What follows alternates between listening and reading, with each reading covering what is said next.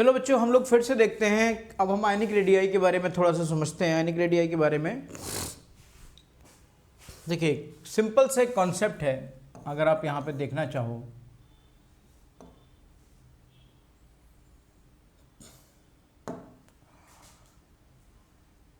Suppose करो आप simple sodium ले लेते हो, तो सिंपल सोडियम में क्या होगा भाई? सिंपल सोडियम आप कर लेते हो, उसका आयन नहीं लेते हो, आप सिंपल सोडियम लेते हो, तो सोडियम ऑब्वियसली आप सब जानते हो कि सोडियम आपका 11 सोडियम 23 होता है।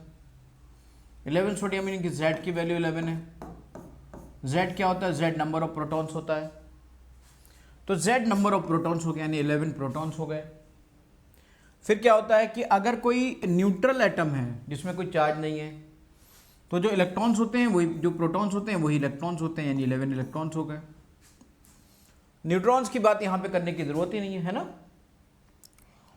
सिंपल आप मान लीजिए एक Cl ले लेते हो, कोई Cl क्या है? 17 Cl, यानी कि Z इज इक्वल टू 17 हो गया। तो Z जब 17 हो गया, और Z क्या होता है? नंबर ऑफ प्रोटॉन्स होता है, यानी कि ये भी आपका 17 हो गया। अब हम क्या करते हैं, इससे 1 इलेक्ट्रॉन रिमूव कर देते हैं। तो 1 इलेक्ट्रॉन जब रिमूव कर देते हैं, देखिए पहले क्या था? पहले क्या था? Z इफेक्टिव न्यूक्लियर चार्ज मान लीजिए मैं यहाँ से निकालूं, तो Z अपन ZE, Z स्टार अगर यहाँ से मैं निकालूं, तो पहले आपके 11 ही प्रोटॉन थे, 11 ही इलेक्ट्रॉन थे, एंड Z की वैल्यू, Z स्टार की वैल्यू 1 थी। अब यहाँ पे आप आ जाइए, Z स्टार देखिए आप, Z स्टार Z अपॉन ई।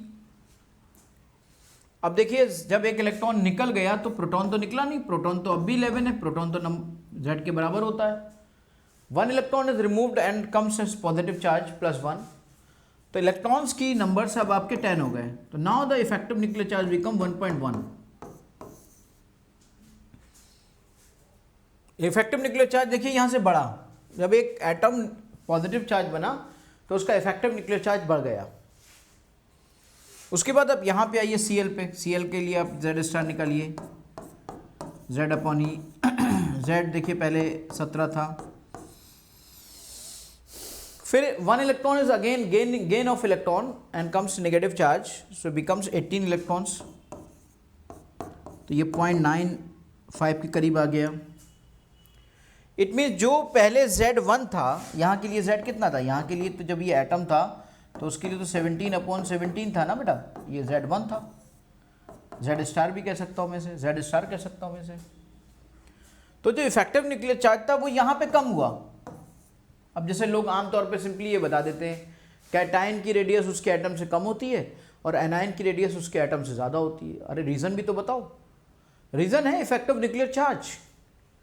आप देखिए ना यहाँ पर इफेक्टिव न्यूक्लियर चार्ज देखिए, एक एटम से एक सोडियम एटम से कैटायन बनने में इफेक्टिव न्यूक्लियर चार्ज 1 से 1.1 हो गया, यानी यहाँ पर increment of effective nuclear charge हो रहा है। और यहाँ पर जब Cl था और एक इलेक्ट्रॉन गेन करने में ये 1 से 0.9 हो गया। उसका मतलब क्या हुआ कि यहाँ इफेक्टिव न्यूक्लियर चार्ज घट गया। इफेक्टिव न्यूक्लियर चार्ज के बारे में मैंने आपको इस बारे में बताया था कि ये तो बहुत ही ज़बरदस्त काम करता है कि भाई इफेक्टिव न्यूक्लियर चार्ज अगर घट जाए बढ़ जाए तो बड़ा अच्छा काम करता है। तो याद रखिएगा हमेशा कि cation is always smaller than it's atom. Reason क्या है? रीज़न है इफेक्टिव न्यूक्लियर चार्ज, क्योंकि जो रेडियाई होती है, जो साइज होता है, वो साइज आपका Z स्टार के इन्वर्सली प्रोपोर्शनल होता है। जितना बड़ा रेडियाई, जितना बड़ा साइज होगा उतना ही ज़्यादा Z कम होगा। एनायन को अपने देखिए ये पॉइंट लिख दिया कि anion is always larger than it's atom from which it is formed. Reason क्या है? रीज़न आपके सामने है। लिथियम का एक दे दिया इन्होंने, फ्लोरीन का एक दे दिया। अब देखिए लिथियम कितना बड़ा दिखाया है और देखिए फ्लोरीन कितना छोटा दिखाया है। आपको अभी भी थोड़ी देर पहले मैं बता चुका था कि एक ही ग्रुप के मेंबर हैं। लिथियम के बाद कौन आएगा? लिथियम के बाद बेरिलियम आएगा, बेरिलियम के बाद कौन आएगा? बोरॉन आएगा, फिर कार्बन आएगा, फिर नाइट्रोजन आएगा, फिर ऑक्सीजन आएगा, फिर फ्लोरीन आएगा। साइज लगातार छोटा होता चला जा रहा है। अब उल्टा हुआ, देखिए उल्टा कितना खतरनाक काम हुआ कि लिथियम से जैसे ही एक इलेक्ट्रॉन निकला तो उसका कैटायन कितना छोटा हो गया, देखिए जरा। और F के पास जैसे ही एक इलेक्ट्रॉन आया, यहाँ से एक इलेक्ट्रॉन निकलकर इसके पास एक इलेक्ट्रॉन आया, इसका साइज देखिए कितना बड़ा हो गया, ज़बरदस्त। तो इस तरीके से कैटायन का साइज और एनायन का साइज घटता और बढ़ता है। और क्यों घटता बढ़ता है, देखिए नाउ यू कैन एज्यूम कि इफेक्टिव न्यूक्लियर चार्ज का इफेक्ट कितना ज़्यादा होता है ना। कितनी बड़ी चीज़ कितनी छोटी सी हो गई, कितनी छोटी चीज़ कितनी बड़ी सी हो गई। अच्छा खासा डिफरेंस है, मतलब मुझे लगता है बहुत ज़बरदस्त डिफरेंस है भाई।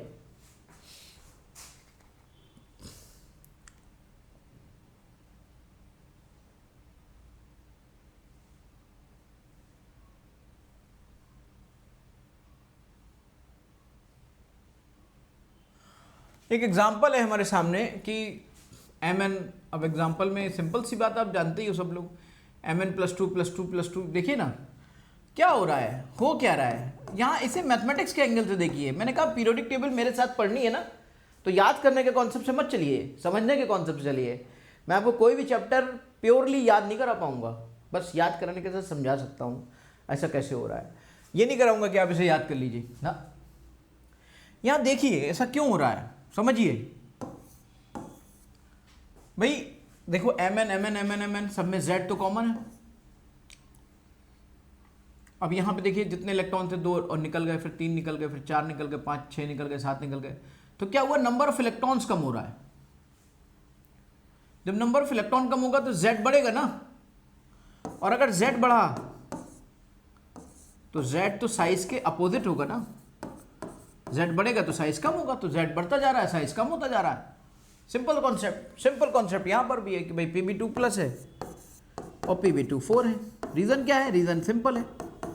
बार बार वही रीजन आपको बताने की जरूरत नहीं है और ना याद करने की जरूरत है आपको। ये सब चीजें हैं, बस कॉन्सेप्ट को समझो। कुछ एक्सेप्शन जरूर दिमाग में रखो, क्योंकि जनरल चीजें तो जनरली हो ही जाती हैं, लेकिन एक्सेप्शनली वो चीजें थोड़ी सी डिस्टर्ब हो जाती हैं। वो चीजें आपको अपने माइंड में रखनी है। आयनानिक रेडियस में एक कॉन्सेप्ट, एक एग्जांपल हमारे सामने आया कि भाई सिर्फ O हो या O-1 हो, O-2 हो, तो किसका साइज बड़ा होगा। हमने कहा हमें तो दुनिया भर की कोई चीज़ आती नहीं, हम तो बस एक ही बात जानते हैं कि भाई अगर तुम्हें आयन के किसी साइज के बारे में कंपेयर करना है तो तुम बस Z/E देखो। यहाँ देखो, यहाँ Z की वैल्यू कितनी है, यहाँ Z 8 है, इलेक्ट्रॉन कितने हैं 8 है। यहाँ Z कितना है 8 है, इलेक्ट्रॉन कितने हैं 9 है। यहाँ Z कितना है 8 है, इलेक्ट्रॉन कितने हैं 10 है। 2 इलेक्ट्रॉन आ गए ना बाहर से, यहाँ पे 1 इलेक्ट्रॉन बाहर से आ गया तो ये 9 हो गया, यहाँ पे 2 इलेक्ट्रॉन आ गए तो 10 हो गया। तो Z/E यहाँ पे, Z/E यहाँ पे कितना है 1 है, यहाँ पे कितना है 8/9, उस 1 से कम हो गया। 8/9 मतलब 9.9 कह दो, यहाँ पे 0.8 हो गया। तो क्या हुआ बेटा, जैसे जैसे Z इफेक्टिव कम होता जाएगा वैसे वैसे साइज बढ़ता जाएगा। साइज आपका इन्वर्सली प्रोपोर्शनल है। मजा आ गया ना। तो इसका साइज इसके साइज से कम और सबसे कम ये हो जाएगा। सिंपल सा कॉन्सेप्ट, अंडरस्टैंड। चलिए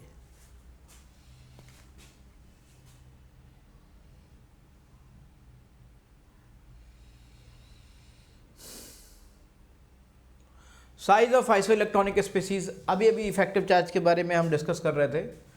इफेक्टिव चार्ज के बारे में अभी हमने डिस्कस किया था और ये इसके लिए तो बहुत ही कारगर है यार, बहुत ज़बरदस्त है। मुझे कुछ लिखने की ज़रूरत नहीं है। देखिए आप सबको मैं पूरा आपको डिस्कस कर चुका हूँ। बार बार वो चीज़ आकर बार बार आपको रिवाइज़ करा देता हूँ। पीपीटी इस तरह से बनी हुई है कि आप अच्छे से और बार बार आकर वो बार बार रिवाइज़ हो जाए।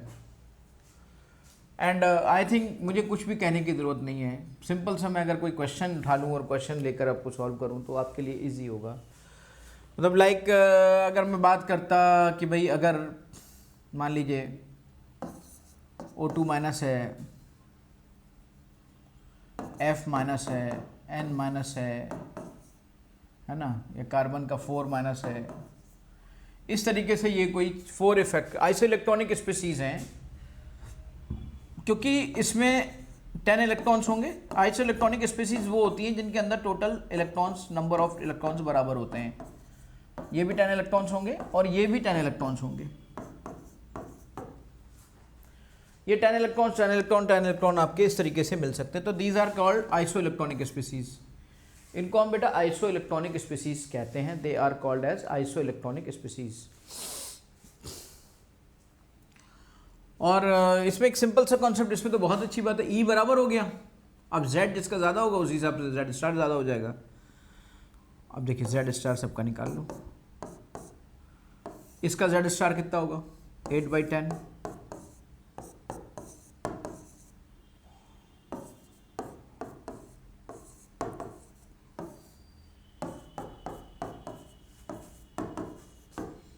सब मैथमेटिकली निकालो यार, क्यों उसको वो करोगे तुम। इसका मतलब सबसे बड़ा साइज किसका होगा? जो आयनिक साइजेस हैं वो तो जेड स्टार के इन्वर्सली प्रोपोर्शनल है ना। इसका मतलब सबसे बड़ा कौन होगा 4 माइनस, फिर कौन होगा n3 माइनस, फिर कौन होगा, फिर कौन होगा। सबसे ज़्यादा इफेक्टिव न्यूक्लियर चार्ज इसका निकल के आ रहा है। जिसका सबसे ज़्यादा उसका साइज सबसे कम, क्योंकि साइज और जेड स्टार का उल्टा रिलेशन होता है। देखिए कितना इजी हो गया आपके लिए। ऐसे क्वेश्चन जेई में बहुत बार आए हैं, जेई में बहुत बार ऐसे क्वेश्चन आए। अब मैं अभी एक दो क्वेश्चन और आपसे डिस्कस भी करूंगा। अभी एक और चीज़ें आपको दिखा देता हूँ, देख लेता हूँ क्या हो सकता है। What should be the order of size of H minus H plus H। अरे तो बहुत ही सिंपल है, आप सब जानते हो कि H किससे बड़ा होगा, H बड़ा होगा किससे H प्लस, और H छोटा किससे होगा H माइनस से। कोई भी एटम अपने कैटाइन से बड़ा होता है और अपने एनाइन से छोटा होता है।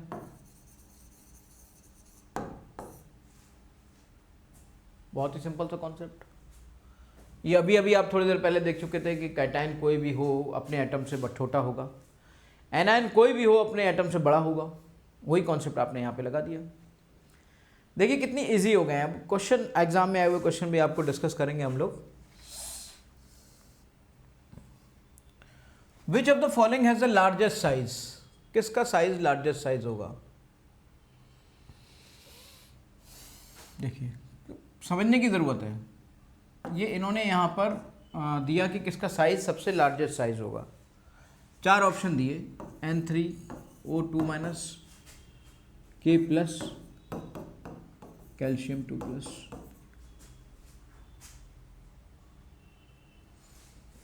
तो अगर ध्यान से आप देखेंगे ना तो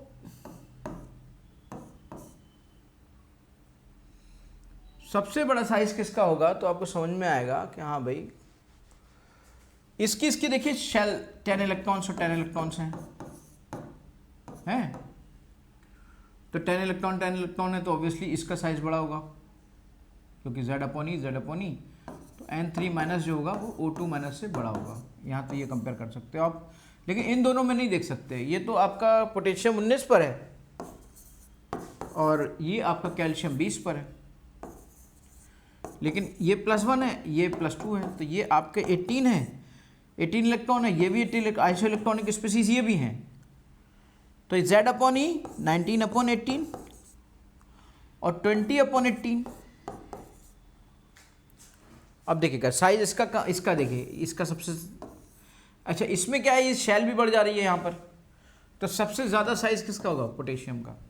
पोटेशियम और कैल्शियम, और पोटेशियम का उनसे ज़्यादा क्यों होगा, क्योंकि पोटेशियम में नंबर ऑफ शेल बढ़ गई है। क्यों नंबर ऑफ शेल बढ़ गई है, क्योंकि ये लोग हैं आपके सेकेंड पीरियड के, है ना, और ये किसका है, ये थर्ड पीरियड का है, थर्ड या फोर्थ पीरियड का, 18 के बाद, हाँ तो फोर्थ पीरियड का हो गया। तो हाँ लिथियम सोडियम पोटेशियम ये तो फोर्थ पीरियड का है। अब देखिए ये N=2 वाली शेल के सेकेंड पीरियड के लोग हैं। तो N और O, तो हमें क्या देखना है, और ये आपका N=4 फोर्थ पीरियड के लोग हैं, क्योंकि फोर्थ पीरियड में तो ये सब होते हैं, potassium, calcium, scandium, titanium, vanadium, chromium, manganese, है ना, iron, cobalt, nickel, copper, zinc.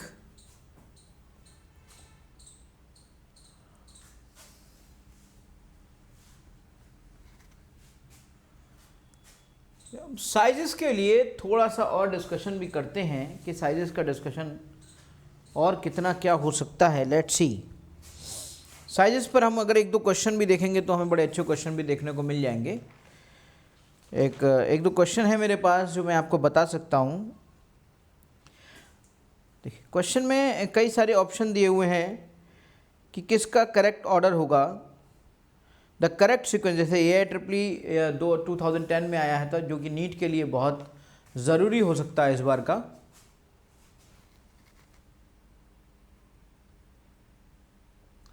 यहीं पे मैं क्वेश्चन लिख लेता हूँ। एक दिया हुआ है कि which the correct sequence which shows decreasing order of the ionic radii of the element.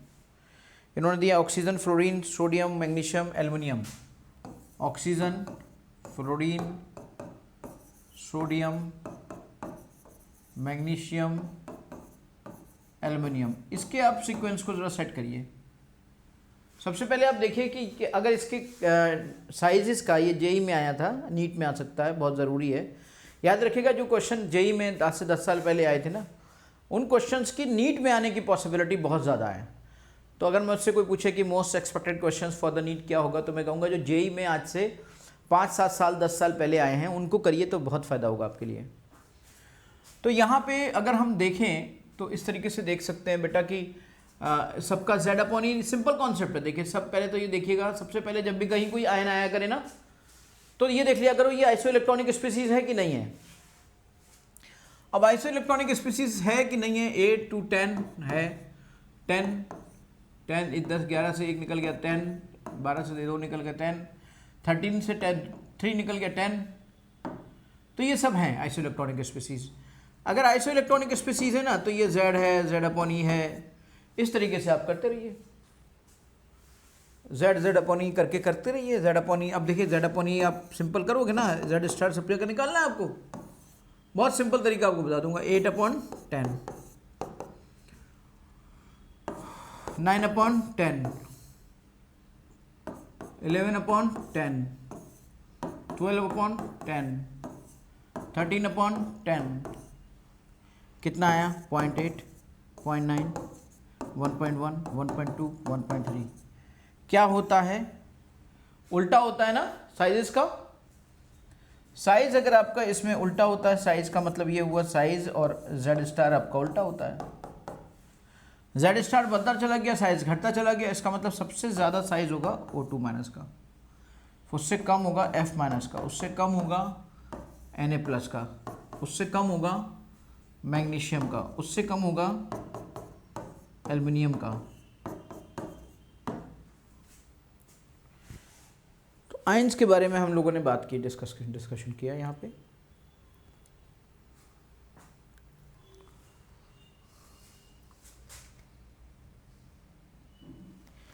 Cationic radius के बारे में डिस्कशन कर चुके हैं। एक क्वेश्चन हम लोग और देख सकते हैं।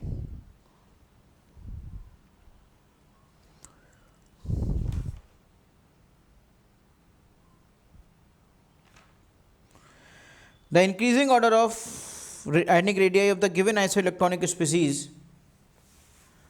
the increasing order of, question है, the increasing order of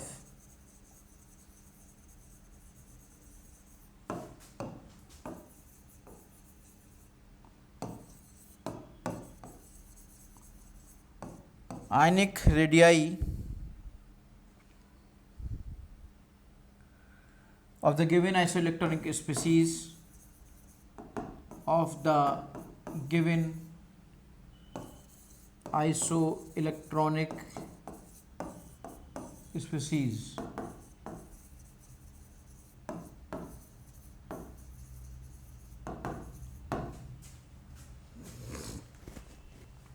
देखिए पहला ऑप्शन है आपका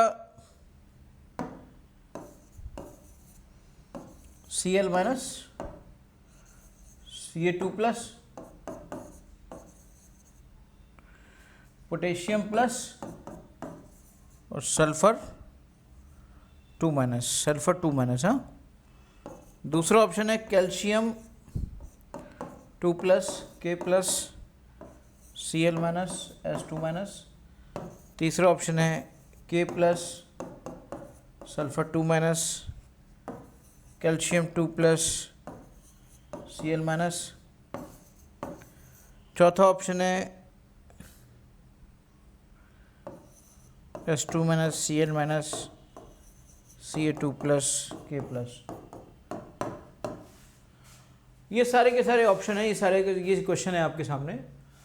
क्या लगता है आपको ये क्वेश्चन कब आया होगा? ये भी क्वेश्चन आपका जेई में 2012 में आया है बेटा, और आप देखिए इजीली कर सकते हो। यही क्वेश्चन आपके नीट में आने वाला है, ऐसे ही बिल्कुल जस्ट सिमिलर। याद रखिएगा ध्यान से इस बात को।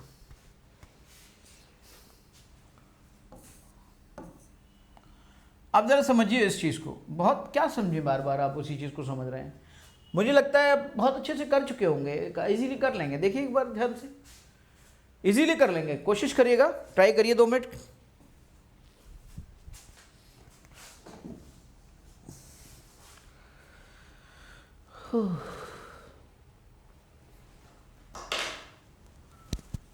देखिए आप यहां पर आइसो इलेक्ट्रॉनिक स्पीसीज है, 17 Cl होता है, 1 माइनस आ जाता है, यानी कि 18 इलेक्ट्रॉन्स हो जाते हैं। कैल्शियम आपका +2 है, यानी कि कैल्शियम 20 पर होता है, 2 इलेक्ट्रॉन निकल जाएंगे।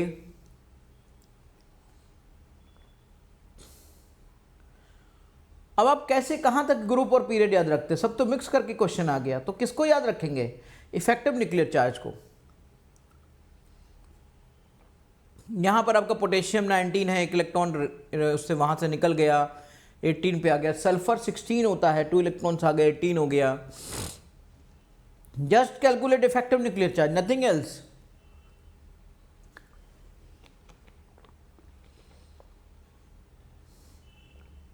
किसी में भी शेल नहीं बदल रही है, शेल का नंबर नहीं बदल रहा है।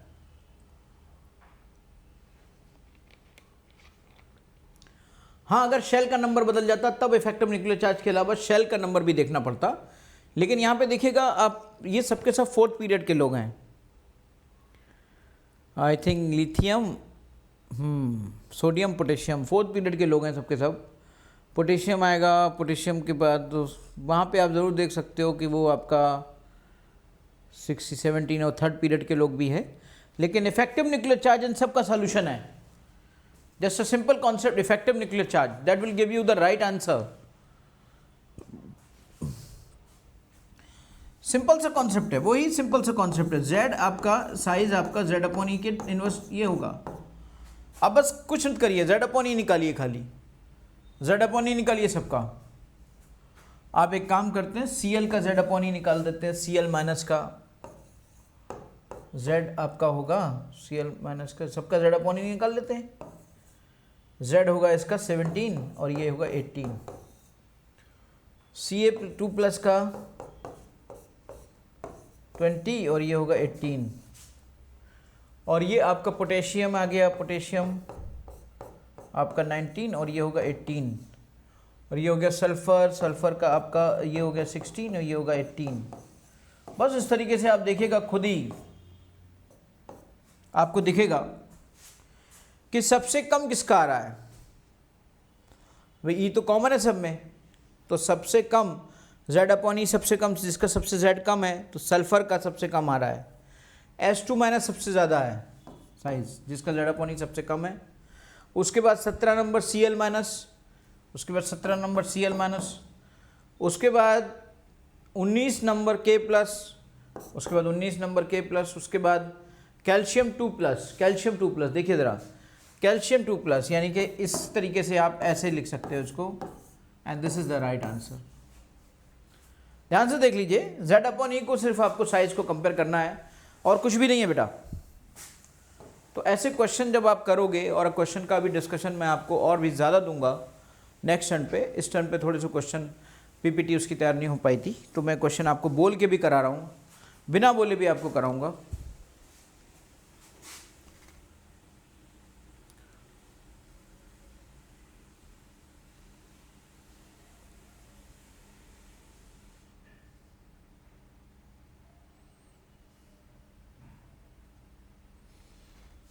एक आध क्वेश्चन हम लोग और देखते हैं।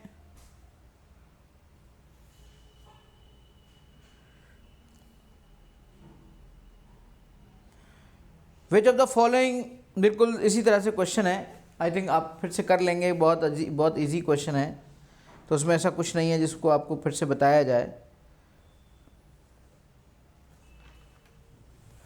आई थिंक इसमें हर तरह का क्वेश्चन आप कर लेंगे। इसमें एक चीज़ ज़रूर है, ग्रुप के बारे में मैं आपको ज़रूर थोड़ी सी चीज़ें और बताने जा रहा हूँ कि ग्रुप में क्या क्या होता है, उसका डिस्कशन हम लोग अभी इसमें थोड़ा सा कर्व देख कर करेंगे कि how will discuss about the group.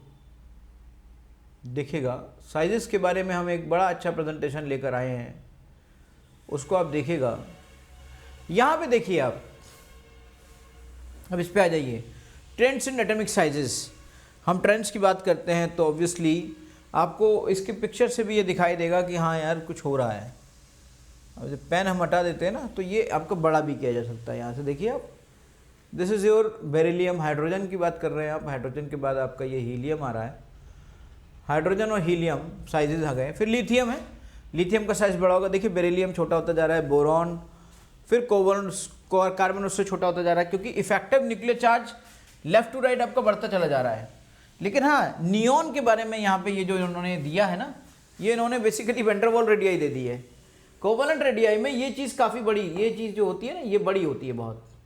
Neon exceptionally बड़ा हो जाता है बेटा, तो उस पर ध्यान दीजिएगा। ये थोड़ा सा पीपीटी में करेक्शन की बात है, वैन डेर वाल्स रेडियाई के तरीके से दे दिया है। कोवलेंट रेडियाई में ऐसे ही होता है कि आपका नियॉन सबसे बड़ा होता है ग्रुप के अंदर, इसके पीरियड के अंदर। फिर आप सेकेंड ग्रुप की बात कर रहे थे, अब आप थर्ड ग्रुप में आ जाइए। थर्ड ग्रुप में देखेंगे अब आप sodium, magnesium, aluminium, silicon, phosphorus. देखिए साइज लगातार कम होता चला जा रहा है और इसका साइज अचानक से बढ़ जाता है, क्योंकि न्यूक्लियस अब उतने एक्स्ट्रा इलेक्ट्रॉन्स को, उतने ज़्यादा इलेक्ट्रॉन्स को संभाल नहीं पाता और वो एक्सटर्नली वो एक्सपैंड कर जाता है, है ना। इस तरीके से पोटेशियम देखिए यहाँ पे सबसे बड़ा है। ऊपर से नीचे देखिए तो देखिए size lithium, sodium, potassium, rubidium, caesium, ये भी बड़ा होता चला जा रहा है। आपको याद होगा ह ली ना की रब से फरियाद, है ना। फिर आपको याद होगा बेटा, मांगे, कार, स्कूटर, बाप, राजी। यहाँ से आपको ये वाला ग्रुप भी याद होगा कि बैंगन, आलू, गाजर, इंथैला, इंथैलियम। देखिए आप ऊपर से नीचे तक साइज बढ़ता चला जा रहा है। काशी गए शंकर पार्वती, ऊपर से नीचे जाने पर देखिए ये साइज भी बढ़ता चला जा रहा है।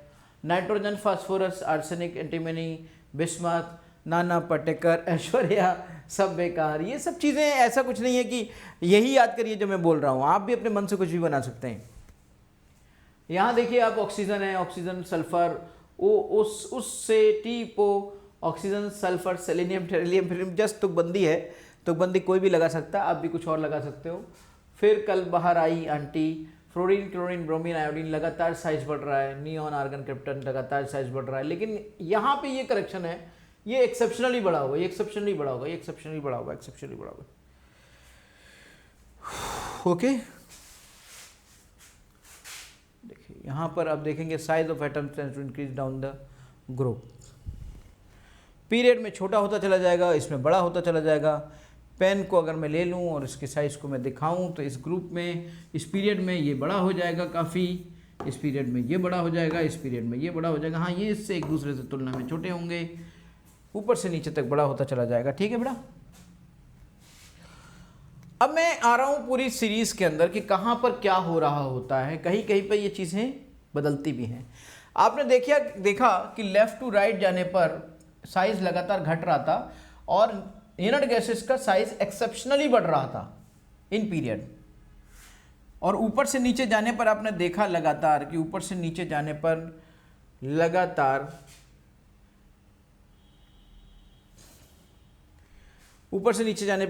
साइज बढ़ रहा था। क्यों साइज बढ़ रहा था? क्योंकि नंबर ऑफ शेल बढ़ रहे थे। n is equal to 2, n is equal to 3, n is equal to 4, n is equal to 5, n is equal to 6, n is equal to 7, size बढ़ रहा था, नंबर ऑफ शेल बढ़ रहे थे। यही पी ब्लॉक के अंदर भी होता है सब कुछ। यहाँ पर थोड़ा थोड़ा कहीं कहीं एक्सेप्शन होता है बेटा। ये बोरॉन एल्युमिनियम से बड़ा होता है, लेकिन यहाँ पे थोड़ा सा एक्सेप्शन है, जरा दिमाग में रखिएगा। एल्युमिनियम और गैलियम का साइज लगभग बराबर होता है। साइज ऑफ एल्युमिनियम और साइज ऑफ गैलियम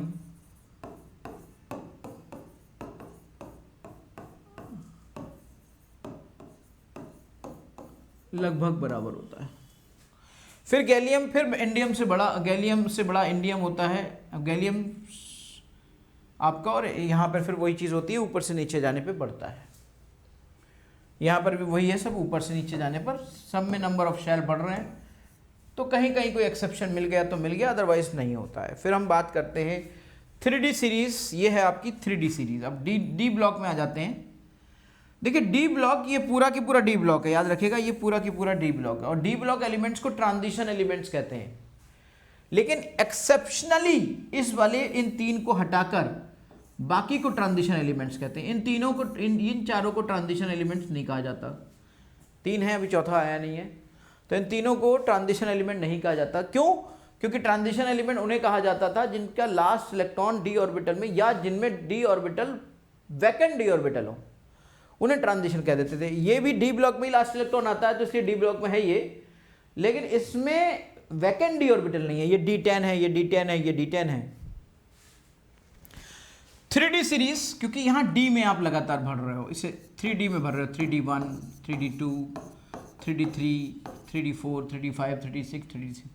यहाँ 4D में आप भर रहे हो, इसलिए 4D सीरीज है। 4D1, 4D2 पूरा बेटा इलेक्ट्रॉनिक कॉन्फ़िगरेशन से सिंक्रोनाइज है, पूरी की पूरी मॉडर्न पीरियोडिक टेबल। ये आप 4D2, 4D3 है ना, इस तरीके से 4D सीरीज में बढ़ रहे हो। 4D सीरीज के बाद आप आते हो 5D सीरीज में। याद रखिएगा साइज अगर हम देखें तो ऊपर से नीचे जाने पे बढ़ता है। साइज जो होता है वो, अगर हम डी ब्लॉक एलिमेंट्स की बात करें तो डी ब्लॉक एलिमेंट्स में, डी ब्लॉक एलिमेंट्स में साइज 4D सीरीज का साइज, 4D सीरीज का साइज 3D सीरीज से बड़ा होता है। लेकिन बड़ी अजीब सी बात है कि 5D सीरीज का साइज, 5D सीरीज का साइज 4D सीरीज से बड़ा नहीं होता है, वो लगभग बराबर होता है। क्यों ऐसा हुआ? क्यों ऐसा हुआ? जब 4, ये है आपकी 5D, हाँ 4D, और 4D के बाद ये है आपकी 5D, ठीक। तो 5D में तो ये वो वाले आ गए 5D में तो वो आ गए लेंथेनम के बाद लेंथेनाइट। तो ये तो 5D में वो सब भी आते हैं, लेकिन D में नहीं आते, वो F में आते हैं ना। हाँ, तो क्या होता है इसमें बेसिकली, अगर आप ध्यान देखें, ये आपका देखिए, ये इसमें लेंथेनाइट्स हैं, ये सारे के सारे, ये लेंथेनाइट्स हैं सारे के सारे। तो लेंथेनाइट्स में अचानक से होता क्या है, लेंथेनाइट कॉन्ट्रैक्शन हो जाता है। लेंथेनाइट कॉन्ट्रैक्शन की वजह, क्योंकि इफेक्टिव न्यूक्लियर चार्ज एकदम से बहुत ज़्यादा हो जाता है। अब इफेक्टिव न्यूक्लियर चार्ज जब एकदम से बहुत ज़्यादा हो जाता है ना, तो एटम एकदम से श्रिंक कर जाता है। लेंथेनाइट कॉन्ट्रैक्शन, और खासतौर से ये लेंथेनाइट्स में मिलता है। 4D के बाद 5D सीरीज में लेंथेनाइट्स आते हैं, और इसमें इलेक्ट्रॉन्स ऑब्वियसली 4f से फिल होंगे। 4f1, ये 4f1 होगा, ये 4f2 होगा, ये 4f है ना, तभी इसे हम 4f। अब देखिए 14 भी क्यों है, बड़ा हर एक चीज़ बड़ा सिंक्रोनाइज है। 4f4, 4f5, 4f6, इस तरीके से सब चीज़ें आपका 4f14 तक चला जाता है। अब ये 4f सीरीज है, इसीलिए इसे हम, इसलिए देखिए लास्ट इलेक्ट्रॉन 4 में आ रहा था, इसलिए हम इसे f ब्लॉक में अलग से हमने रखा। तो हर चीज़ बड़ी सिस्टमेटाइज्ड है, हर चीज़ बड़ी सिंक्रोनाइज्ड है, बड़ी अच्छी बात है। इलेक्ट्रॉनिक कॉन्फ़िगरेशन से पूरी पीरियोडिक टेबल मैच कर रही है। आपको पता है इसीलिए एटॉमिक स्ट्रक्चर, इलेक्ट्रॉनिक कॉन्फ़िगरेशन के बाद पीरियोडिक टेबल पढ़ाई जाती है, क्योंकि पहले आप इलेक्ट्रॉनिक कॉन्फ़िगरेशन करना सीख लो, और उसी की मदद से आप पीरियोडिक टेबल को बहुत अच्छे से सिंक्रोनाइज वे में दिमाग में रख सकते हो कि कैसे कहाँ पर क्या होता है। तो यहाँ देखिए, यहाँ अचानक से लेंथेनाइट कॉन्ट्रैक्शन हो जाता है, जिसकी वजह से जो 4D सीरीज का साइज होता है, नीचे जाने पर बढ़ना चाहिए था ना 5D में, क्योंकि शेल बढ़ रही होगी, n=1, एक शेल बढ़ रही थी, तो शेल बढ़ने से तो साइज बढ़ना चाहिए था, पर साइज नहीं बढ़ा, अप्रोक्सीमेटली सेम रहता है। तो this is basically due to lanthanide contraction. Lanthanide contraction का बिल्कुल एक सेपरेट डिस्कशन हम लोग करेंगे, बहुत अच्छा होगा, ख़ास तौर से ये F ब्लॉक के लिए बहुत काम का है, तो इस चीज़ को भी हम डिस्कस करेंगे। अब ज़रा देखिए, कुछ और PPTs हम देखते हैं, और इस एटॉमिक साइज की दुनिया को यहीं पर अलविदा कहते हैं। कुछ PPTs देख लीजिए। अब यहाँ पे बात आई कि जो लोथर मेयर ने जिस कर्व को बनाया था, वो कर्व लगभग यही था। उन्होंने भी तो वॉल्यूम में और एटॉमिक स्ट्रक्चर में कर्व बनाया था। अच्छा, वॉल्यूम का रेडियस से क्या मतलब है भाई? क्यों नहीं मतलब है भाई? हम किसी भी एटम को स्फेरिकली तो लेते हैं। अगर वो रेडियस है वहाँ पर और रेडियस के साथ साथ अगर हमारा वॉल्यूम यहाँ पर देख लिया जाए तो ज़रा देखिएगा ध्यान से कि जी देखिए ये सब के सब एल्कली मेटल्स हैं जो कि टॉप पर हैं, उनके सब वॉल्यूम सबसे ज़्यादा है। सीजियम का वॉल्यूम सबसे ज़्यादा आ रहा है। क्यों? इसका मतलब सीजियम का साइज सबसे ज़्यादा है। वी मैक्स तो तभी हो सकता है ना जब रेडियस मैक्स हो। ये तो भाई ये तो बदलते नहीं है, ये तो आपके सबके सब ये तो कांस्टेंट है ना। तो ऑब्वियसली इसका रेडियस देखिए, अब यहाँ पर जितने भी आ रहे हैं आपके ये सब जितने भी हैं ये सब ट्रांजिशन एलिमेंट्स हैं, ट्रांजिशन एलिमेंट्स हैं। और ट्रांजिशन एलिमेंट्स का भी अगर मैं अभी थोड़ी देर पहले ही डिस्कशन कर रहा था कि ट्रांजिशन एलिमेंट्स का भी अगर मैं थोड़ा सा देखूं ग्राफ को, मैं थोड़ा सा यहाँ पे ट्रांजिशन एलिमेंट्स के भी ग्राफ को देखूं ना, तो उसमें भी बड़ी अजीब सी बात है। पहले ट्रांजिशन एलिमेंट का साइज, जैसे हम लेफ्ट टू राइट जाएंगे, पीरियड की बात कर रहे हैं हम 3D सीरीज में, अगर पीरियड की बात करें हम यहीं पर बात कर लेते हैं। देखिए थोड़ा सा और बता देता हूँ मैं। यहाँ से आप इधर जाते हो 3D, इसमें क्या वेरिएशन होता है? जैसे हम ऊपर से नीचे का डिस्कशन कर चुके हैं, अब लेफ्ट टू राइट का डिस्कशन करें तो क्या होगा? आप सब जानते हो लेफ्ट टू राइट जाने पर सेम शेल में नंबर ऑफ इलेक्ट्रॉन्स बढ़ेंगे तो साइज श्रिंक करता है। लेकिन डी सीरीज, डी ऑर्बिटल के डी सीरीज में थोड़ा सा डिफरेंस है, एकदम से श्रिंक नहीं करता। होता क्या है बेसिकली, पहले थोड़ा सा कम होता है, जैसे इन 3 हिस्सों में कम हुआ। अब ज़रा समझिएगा कि 1 2 3 यानी कि आपका अगर हम स्कैंडियम यहाँ से चलें, और थोड़ा सा मैं ले लेता हूँ इरेजर से मैं इसको हटा देता हूँ, फिर मैं बताता हूँ आपको।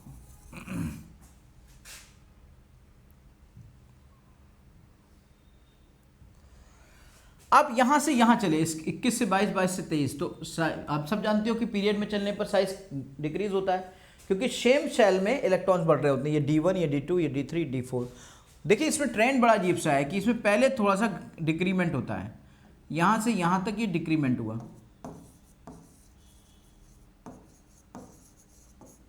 फिर यहाँ से यहाँ तक ये सब नॉर्मल लगभग सेम रहते हैं, लगभग सेम, ऑलमोस्ट साइजेस सेम होते हैं बेटा, ऑलमोस्ट साइजेस सेम होते हैं। और फिर धीरे धीरे थोड़ा सा हल्का सा इंक्रीमेंट होता है, हल्का सा साइज थोड़ा सा बढ़ता भी, जबकि घटना चाहिए था पर बढ़ता है, थोड़ा सा बढ़ता है। तो ये अजीब सा ट्रेंड है इनके अंदर, ये एक अलग सी इनकी कहानी है। इनकी कहानी ये अलग सी कैसी है, जैसे ये साइज़ यहाँ से 3D सीरीज़ की मैं बात करूँ तो साइज़ पहले घट रहा है, फिर साइज़ थोड़ा कांस्टेंट हो रहा है, फिर हल्का सा बढ़ रहा है। ये आपकी 3D सीरीज़ हो गई। ऐसे ये 4D सीरीज़ है, फिर साइज़ थोड़ा कम हो रहा है, फिर ये थोड़ा कांस्टेंट हो रहा है, फिर ये थोड़ा सा बढ़ रहा है, 4D हो गया। फिर ऐसे ही आपका 5D है, समझ रहे हैं ना। और 4D और 5D में तो बहुत अंतर होता नहीं है। तो अजीब सी चीज़ें हैं यहाँ पर, और वो रीज़निंग उसकी सारी की सारी आपके सामने है। उसमें एक मेन रीज़न होता है इनके साइजेस का छोटा होना, डी ब्लॉक का इनर ट्रांजिशन एलिमेंट्स इनका होना, डी ब्लॉक का यूज़ करना। ठीक है बेटा। एटॉमिक रेडियाई में हम एक बार फिर से अगर उसके साइजेस को देखें और उनको पीपीटी के फॉर्म में कंपेयर करने की कोशिश करें, जो कि हम सब डिस्कस कर चुके हैं ऑलरेडी, कि इसी देखिए अगर ये आपका कौन सा पीरियड है, ये आपका पीरियड है सेकंड पीरियड है ना। लिथियम से आप फ्लोरीन जा रहे हैं तो लगातार देखिए साइज आपका डिक्रीमेंट हो रहा है। फिर थर्ड पीरियड में आप आ जाते हैं सोडियम से क्लोरीन, तब भी आपका साइज डिक्रीज हो रहा है। फिर आप यहाँ पर फोर्थ पीरियड में आ जाते हैं पोटेशियम से, और फिर यहाँ फोर्थ पीरियड में होता क्या है कि फोर्थ पीरियड में चूँकि तमाम चीज़ें हैं तो इस तरीके से ब्रोमीन तक क्लास तक पहुँचे। फोर्थ पीरियड में तो आप ये भी जानते हो कि भाई 4s1 यानी कि डी सीरीज़ आ जाती है। तो डी सीरीज़ में ये जो आप देख रहे हैं ना, पहले ये कम हो रहा है, फिर ये डी वाले हैं थोड़ा कम हुए, फिर ये कांस्टेंट हो गया, डी वाले हैं ये, फिर हल्का सा बड़ा यहाँ तक डी है, फिर ये पी में आप आ गए, पी लगातार कम हो रहा है। आपको याद कर लीजिए एक बार, आप पीरियोडिक टेबल को अपने जहन के आगे दौड़ाइए तो आपको ये पूरा पीरियड दिख जाएगा। अगर आप इसी तरीके से फिफ्थ पीरियड की बात करेंगे तो फिफ्थ पीरियड में भी यही कहानी है। पहले ये पी वाले हैं, ये देखिए ये पी वाला रेबोडियम और वो वाला है ना।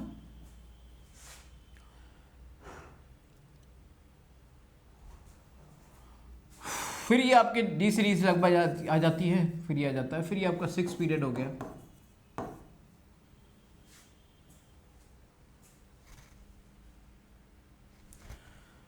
फिर क्या दिखाना है अभी, वॉल्यूम का कंपेयर दिखाना है। इसमें कोई ऐसी बात नहीं है, हम तो पहले ही डिस्कस कर चुके हैं। आप बार बना के दिखा सकते हो, अलग अलग तरीके हैं ग्राफ को रिप्रेजेंट करने के। साइजेस का सब आप डिस्कशन पूरा कर चुके हो।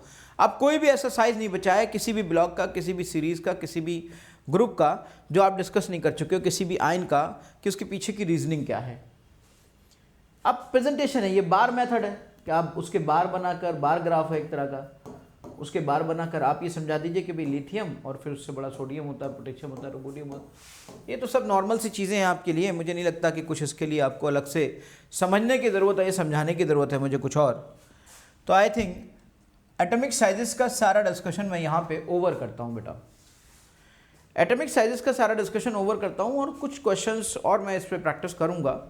लेकिन चलिए थोड़ा सा हम लोग पहले देख लेते हैं आयनाइजेशन पोटेंशियल को, कि what do mean by the ionization potential. इसके बाद एक नई प्रॉपर्टी आती है जिसको हम कह सकते हैं कि आयनाइजेशन पोटेंशियल के बारे में हम सोच सकते हैं। देखते हैं।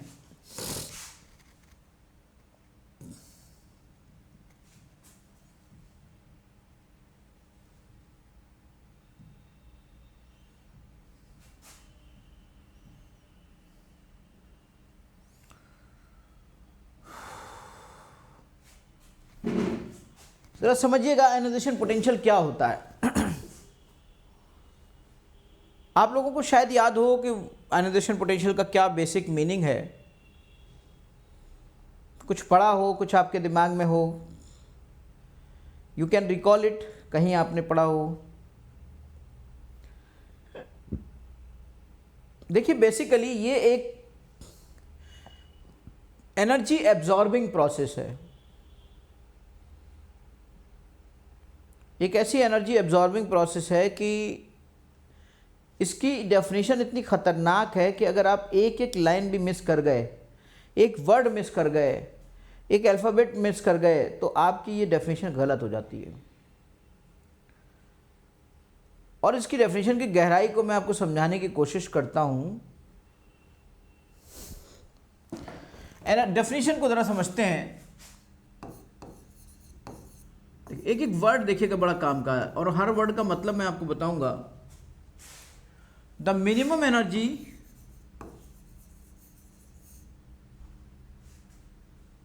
Required, the minimum energy required to remove an electron from the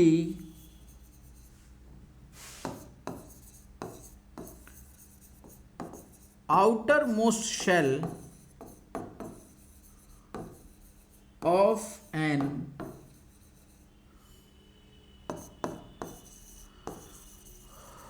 isolated gaseous